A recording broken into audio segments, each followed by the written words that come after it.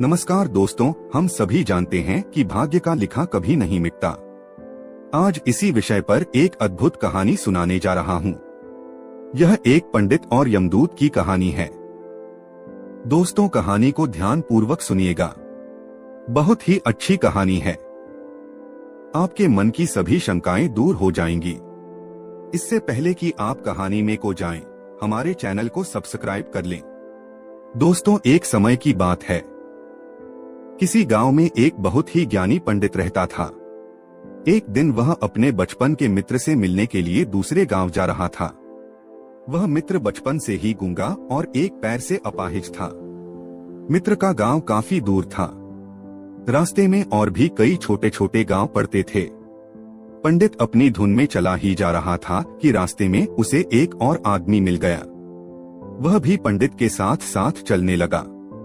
पंडित ने सोचा, चलो अच्छा ही हुआ, साथ साथ चलने से सफर जल्दी कट जाएगा। चलते चलते पंडित ने उस आदमी से उसका नाम पूछा तो उस आदमी ने अपना नाम महाकाल बताया। पंडित को यह नाम थोड़ा अजीब सा लगा, पर पंडित ने नाम के विषय में कुछ और पूछना उचित नहीं समझा। दोनों धीरे धीरे साथ में चल रहे थे। तभी रास्ते में एक गांव आया। तब महाकाल ने पंडित से कहा, तुम आगे चलो, मुझे इस गांव में एक संदेशा देना है। मैं तुमसे आगे मिलता हूँ। पंडित ने कहा, ठीक है, और आगे की ओर चल दिया। तभी ही गांव में खबर फैली कि एक व्यक्ति को भैंसे ने मार दिया है। जैसे ही भैंसे ने उस व्यक्ति को मारा, ठीक थोड़ी ही देर में महाकाल आ गया। फिर चलते चलते दोनों एक दूसरे गांव के बाहर पहुंचते हैं, जहां पर एक छोटा सा मंदिर बना था। ठहरने की व्यवस्था भी अच्छी लग रही थी। पंडित के मित्र का भी गांव वहां से दूर था और रात्रि होने वाली थी।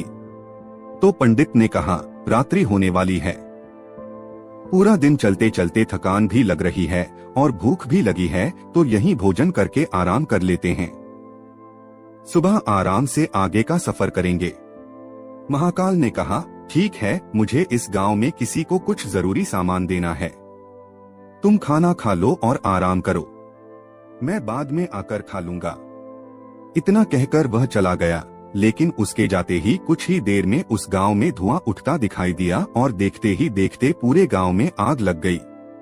पंडित ने आश्चर्य से सोचा, यह महाकाल जहां भी जाता है वहां किसी न किसी तरह की हानि जरूर हो जाती है, कुछ तो गड़बड़ है।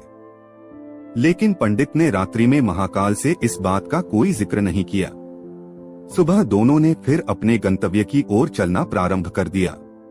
कुछ ही दूर में फिर एक गांव आया तो महाकाल ने पंडित से कहा, आप आगे चलते जाइए, मैं कुछ दूर में आपसे मिलता हूँ। मुझे इस गांव में भी कुछ जरूरी काम है। मैं काम खत्म करके आपसे कुछ आगे मिल लेता हूँ। यह कहकर महाकाल जाने लगा। लेकिन इस बार पंडित आगे नहीं बढ़ा, बल्कि वहीं खड़ा होकर महाकाल को देखता रहा कि अब वह कहाँ जाता है और क्या करता है। तभी लोगों की आवाजें सुनाई देने लगी। किसी व्यक्ति को सांप ने काट लिया है और वह मर गया है।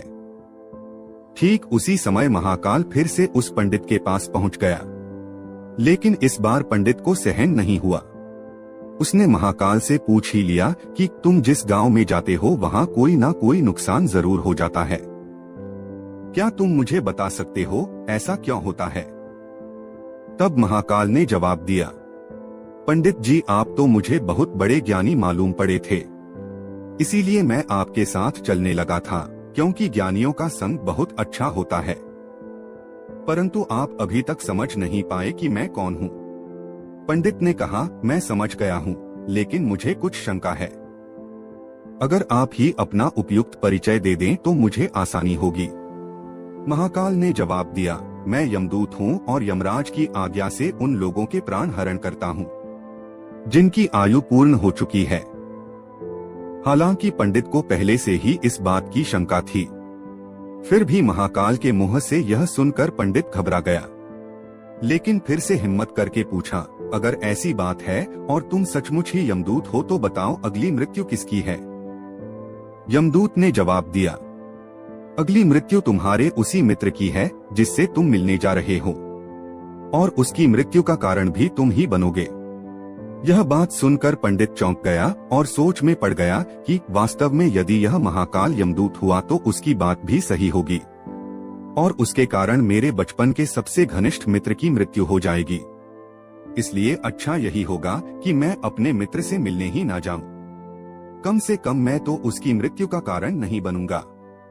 महाकाल ने कहा, तुम जो सोच रहे हो वह सब मुझे पता है, मगर तुम्हारे अपने मित्र से मिलने ना जाने से नीति नहीं बदल जाएगी। तुम्हारे मित्र की मृत्यु निश्चित है और वह अगले कुछ ही क्षणों में घटित होने वाले हैं। महाकाल के ऐसी बातें सुनकर पंडित को झटका सा लगा, क्योंकि महाकाल ने उसके मन की बात जान ली थी, जो एक साधारण व्यक्ति के लिए संभव नहीं है। अब पंडित को विश्वास हो गया कि यह महाकाल सचमुच में ही यमदूत है। इसलिए वह अपने मित्र के मृत्यु का कारण न बने, इस कारण में पीछे की ओर मुड़ा और अपने गांव की ओर जाने लगा। परंतु जैसे ही पंडित मुड़ा, उसका मित्र तेजी से उसकी ओर आता दिखाई दिया, जो पंडित को देखकर अत्यंत प्रसन्न दिख रहा था।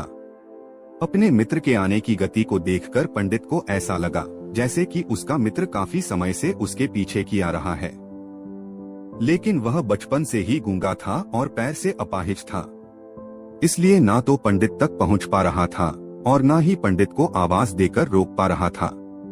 लेकिन जैसे ही वह पंडित के पास पहुंचा, अचानक उसकी मृत्यु हो गई। पंडित हक्का बक्का होकर महाकाल की ओर देखने लगा, जैसे कि वह पूछना चाह रहा हो कि आखिर क्या हुआ। महाकाल ने पंडित की मन की बात समझ गया और बोला, तुम्हारा मित्र पिछले गांव से ही पीछे पीछे आ रहा था, लेकिन वह अपाहिज और गूंगा होने की वजह से तुम तक नहीं पहुंच सका। उसने अपनी संपूर्ण ताकत लगाकर तुम तक पहुंचने की कोशिश की, लेकिन बुढ़ापे में बचपन जैसी ताकत नहीं होती, इसलिए हृदयाघात के कारण तुम्हारे मित्र की मृत्यु हो गई। क्योंकि तुमसे मिलने के लिए वह अपनी सीमाओं को लांघते हुए तुमसे मिलने के लिए पीछे पीछे भाग रहा था, इसलिए अपने मित्र की मृत्यु का कारण तुम ही बने हो। अब पंडित को विश्वास हो चुका था कि सचमुच में महाकाल एक यमदूत है और उसका कार्य जीवों के प्राण करना है। पंडित एक ज्ञानी व्यक्ति था, इसलिए यह भी जानता था कि मृत्यु पर किसी का बस नहीं चलता। सभी जीवों को एक न एक दिन तो मरना ही है। यही सोचकर उसने अपने आप को संभाल लिया। लेकिन अचानक पंडित के मन में अपने मृत्यु के बारे में जानने की इच्छा हुई, इसलिए उसने महाकाल से कहा, जब मृत्यु मेरे मित्र की होनी थी तो तुम शुरू से ही मेरे साथ क्यों चल रहे थे? महाकाल ने जवाब दिया, मैं तो सभी के साथ चलता हूँ और हर क्षण चलता रहता हूँ, किंतु लोग पहचान नहीं पाते, क्योंकि लोगों के पास अपनी समस्याओं के अलावा किसी और व्यक्ति, वस्तु या घटना के संदर्भ में सोचने व उसे देखने समझने का समय ही नहीं होता है। तो पंडित ने कहा, क्या तुम बता सकते हो मेरी मृत्यु कब और कैसे होगी? तो महाकाल ने कहा कि किसी सामान्य जीव को यह जानना उपयुक्त नहीं है, क्योंकि कोई भी जीव अपनी मृत्यु के बारे में जानकर दुखी ही होता है। लेकिन तुम ज्ञानी व्यक्ति प्रतीत होते हो। तुमने अपने मित्र की मृत्यु को जितनी आसानी से सहन कर लिया है, उसे देखकर लगता है कि तुम अपनी मृत्यु के बारे में जानकर भी दुखी नहीं होगे। तो सुनो, तुम्हारी मृत्यु आज से ठीक 6 महीने बाद आज के ही दिन किसी दूसरे राज्य में फांसी लगने से होगी। और सबसे आश्चर्य की बात यह होगी कि तुम स्वयं ही खुशी से फांसी को स्वीकार कर लोगे। इतना कहकर महाकाल जाने लगा, क्योंकि महाकाल के पास पंडित के साथ चलते रहने का कोई कारण नहीं था। पंडित भी अपने मित्र की यथाशक्ति कर्मकांड करके अपने गांव चला गया। लेकिन कोई व्यक्ति कितना भी ज्ञानी क्यों ना हो, अपनी मृत्यु की बात जानकर व्यथित तो होता ही है और मृत्यु से बचने के लिए कुछ ना कुछ करता ही है। पंडित ने भी किया, क्योंकि पंडित विद्वान था, इसलिए उसकी ख्याति उसके राज्य के राजा तक थी। पंडित ने सोचा, राजा के पास तो कई ज्ञानी मंत्री होते हैं, तो मेरी मृत्यु से संबंधित समस्या का कोई न कोई हल निकाल ही लेंगे। पंडित यह सोचते हुए राज दरबार में पहुंच जाता है और राजा को सारा वृत्तांत कह देता है। उसे सुनने के बाद राजा शांत रहा। शाम को सभा लगी तो राजा ने अपने मंत्रियों को बात बताई और उनसे सलाह मांगी। अंत में सभी ने विचार विमर्श करके कहा, अगर पंडित की बात सही है तो उसकी मृत्यु भी 6 महीने के बाद ही होगी। लेकिन मृत्यु तब होगी जब किसी दूसरे राज्य में जाएगा। यदि वह दूसरे राज्य में जाए और यहीं रहे तो उसकी मृत्यु भी नहीं होगी। मंत्रियों का यह सलाह राजा को भी उपयुक्त लगी, तो पंडित के रहने की व्यवस्था महल में कर दी गई और राजा के आदेश के बिना उस पंडित से किसी को भी मिलने नहीं दिया जाता था। लेकिन पंडित कहीं भी आ जा सकता था ताकि यह न लगे कि मैं राजा की कैद में है। परंतु पंडित डर के मारे स्वयं ही नहीं आता जाता नहीं था। धीरे धीरे पंडित की मृत्यु का समय नजदीक आने लगा और वह भी दिन आ गया जब पंडित की मृत्यु होनी थी। जिस दिन पंडित की मृत्यु होने वाली थी, पंडित डर के मारे उस दिन जल्दी ही सो गया ताकि जल्दी से वह रात बीत जाए और अगला दिन आ जाए तो मृत्यु टल सके। लेकिन पंडित को स्वयं नींद में चलने की बीमारी थी और इस बीमारी के बारे में वह स्वयं भी नहीं जानता था। आठ राजा या किसी वैद्य को इस बीमारी के बारे में बताने का तो प्रश्न ही नहीं उठता। पंडित अपनी मृत्यु को लेकर बहुत चिंतित था और नींद में चलने की बीमारी तभी आती है जब नींद ठीक तरह से ना हो पा रही हो। तो उसी रात पंडित को नींद में चलने का दौरा पड़ा। वह उठा और महल से निकलकर अस्तबल में गया। पंडित राजा का खास मेहमान था, इसलिए किसी पहरेदार ने भी नहीं रोका और ना ही किसी तरह की पूछताछ की। अस्तबल में पहुंचकर वह सबसे तेज चलने वाले घोड़े की पीठ में सवार होकर नींद में ही राज्य की सीमा के बाहर किसी दूसरे राज्य में चला गया। इतना ही नहीं, वह दूसरे राज्य के राजा के महल में पहुंच गया और उस महल के पहरेदार ने भी उसे नहीं रोका और ना ही कोई पूछताछ की। सभी लोग रात्रि की अंतिम प्रहर होने के कारण नींद में थे। वह पंडित सीधे राजा के शयन कक्ष में पहुंच गया जहां राजा और रानी सो रहे थे। वही पंडित भी जाकर लेट गया। सुबह हुई तो राजा ने पंडित को रानी के बगल में सोया हुआ देखा, जिससे राजा बहुत क्रोधित हुआ। पंडित को गिरफ्तार कर लिया गया। पंडित को तो कुछ समझ में ही नहीं आ रहा था कि आखिर दूसरे राज्य में और राजा के शयन कक्ष में कैसे पहुंच गया, लेकिन वह सब सुनने वाला कौन था। राजा ने पंडित को दरबार में हाजिर करने को हुक्म दिया। कुछ समय बाद पंडित को दरबार में लाया गया। कुछ समय बाद राजा का दरबार लगा। यहाँ राजा ने पंडित को देखा और देखते ही इतना क्रोधित हुआ कि पंडित को फांसी पर चढ़ा देने का आदेश सुना दिया। फांसी की सजा सुनकर पंडित कांप गया। फिर भी कुछ हिम्मत कर राजा से कहा, महाराज, मैं नहीं जानता कि राजमहल में कैसे पहुंचा। मैं यह भी नहीं जानता हूं कि आपके शयन कक्ष में कैसे आया और आपके राज्य के किसी पहरेदार ने रोका क्यों नहीं।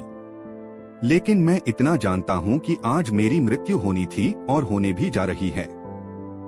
राजा को यह बात थोड़ी अटपटी लगी। उसने पूछा, तुम्हें कैसे पता कि आज तुम्हारी मृत्यु होनी है? तुम कहना क्या चाहते हो? राजा के इस सवाल के जवाब में पंडित ने पिछले 6 महीने की कहानी बता दी और कहा, महाराज, मेरा क्या, किसी भी सामान्य व्यक्ति में इतना साहस नहीं कि वह राजा के शयन कक्ष में राजा की उपस्थिति में रानी के पास सो जाए। राजा को पंडित की बात में थोड़ा सत्यता दिखाई दिया, परंतु उसने सोचा यह मृत्यु से बचने के लिए महाकाल और अपनी मृत्यु की भविष्यवाणी का बहाना बना रहा है।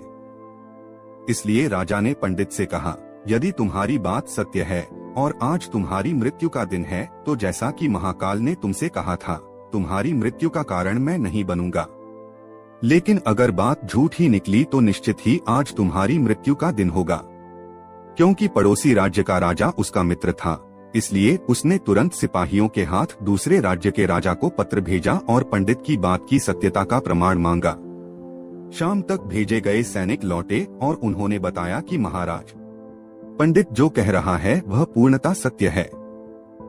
दूसरे राज्य के राजा ने पंडित को रहने के लिए अपने ही महल में संपूर्ण व्यवस्था कर रखी थी और पिछले 6 महीने से पंडित राजा का मेहमान था। कल राजा अंतिम बार इसके ही कक्ष में मिले थे और इसके बाद इस राज्य में कैसे पहुंच गया, इसकी जानकारी किसी को भी नहीं है। इसलिए उस राज्य के राजा के अनुसार पंडित को फांसी की सजा देना उचित नहीं है। लेकिन अब राजा के लिए एक नई समस्या आ गई, क्योंकि उसने बिना कुछ जाने ही पंडित को फांसी की सजा सुना दी थी। इसलिए अगर पंडित को फांसी न दी जाए तो राजा के कथन का अपमान हो जाता है, और अगर राजा के द्वारा दी गई सजा का मान रखा जाए तो पंडित की बिना कारण ही मृत्यु हो जाए। राजा ने अपने सभी मंत्रियों से इस बात की चर्चा की। सभी मंत्रियों ने सुझाव दिया कि महाराज, पंडित को एक कच्चे सूत से फांसी लगवा दें। इससे आपके कथन का धीमान रह जाएगा और कच्चे सूत के धागे से पंडित को भी फांसी नहीं लगेगी और उसके प्राण बच जाएंगे। राजा को यह सुझाव अच्छा लगा। उसने ऐसा ही आदेश सुना दिया। पंडित के लिए कच्चे धागे के सूत का फांसी का फंदा बनाया गया और नियम के अनुसार पंडित को फांसी पर चढ़ाया जाने लगा। सभी लोग खुश थे कि ना तो पंडित मरेगा और ना ही राजा का वचन झूठा पड़ेगा।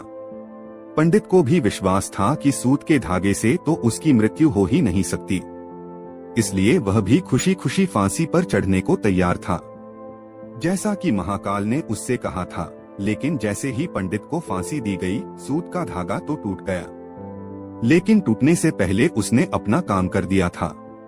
पंडित के गले की नस सूत के धागे से कट चुकी थी और पंडित जमीन पर पड़ा तड़प रहा था। हर धड़कन के साथ उसके गले से खून की फुहार निकल रही थी और देखते ही देखते पंडित का शरीर पूरी तरह से शांत हो गया। सभी लोग आश्चर्यचकित थे, पंडित को मरते देख रहे थे। किसी को विश्वास ही नहीं हो रहा था कि इस कमजोर से धागे से किसी की मृत्यु हो सकती है, लेकिन घटना घट चुकी थी। नीति ने अपना काम कर दिया था। दोस्तों, जो होना होता है होकर ही रहता है। हम चाहे जितनी भी सावधानियां बरतें, जितना भी उपाय कर ले, लेकिन हर घटना और घटना का पूरा प्रणाली पहले से ही तय होता है, जिसे हम थोड़ा सा भी इधर उधर नहीं कर सकते।